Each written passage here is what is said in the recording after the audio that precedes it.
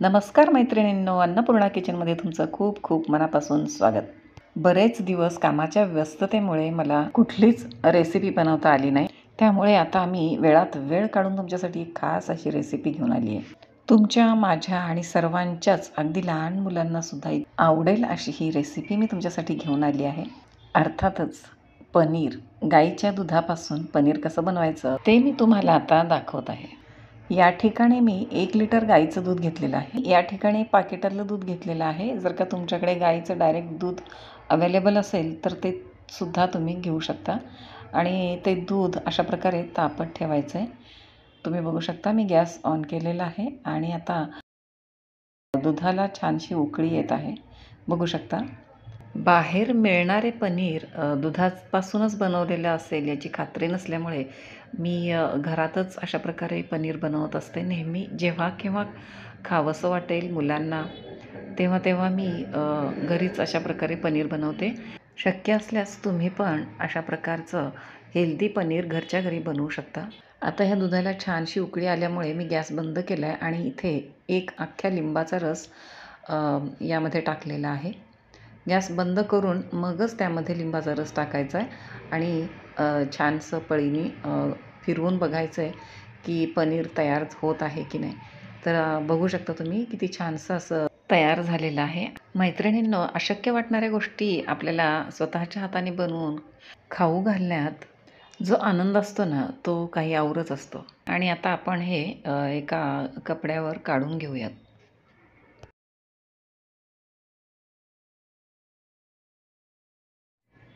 खूपच गरम असल्यामुळे मी हे थोड्या वेळाने गार झाल्यानंतर मग हे काढून घेतलेलं आहे आणि त्यातलं सगळं पाणी एकदम कचकटून बाहेर काढलेलं आहे. अजिबात पाण्याचा अंश त्या पनीरामध्ये ठेवलेलं नाही आहे. अशा प्रकारे सगळं पाणी पिळून घेतल्यानंतर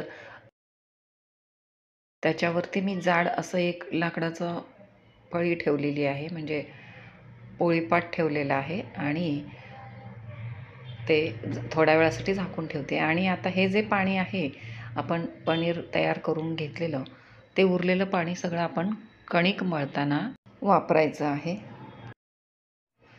आणि आता हे जे बांधून ठेवलेलं होतं पनीर ते सगळं काढून घ्यायचं आहे व्यवस्थित. गार पण झालेलं आहे.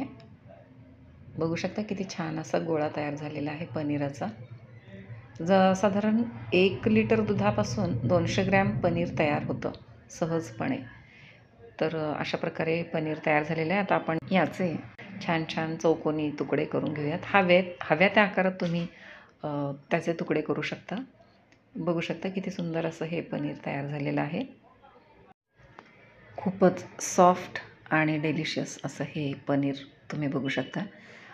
तुम्हाला जर का म्हशीच्या दुधाचं फुल क्रीम दुधापासून बनवायचं असेल तर त्यापासूनसुद्धा अतिशय सुंदर असं पनीर तयार होतं. एकदमच लुसलुशीत आणि सॉफ्ट आणि चविष्ट असं म्हशीच्या दुधाचं फुल क्रीम दुधापासून छानसं असं पनीर तुम्ही बनवू शकता.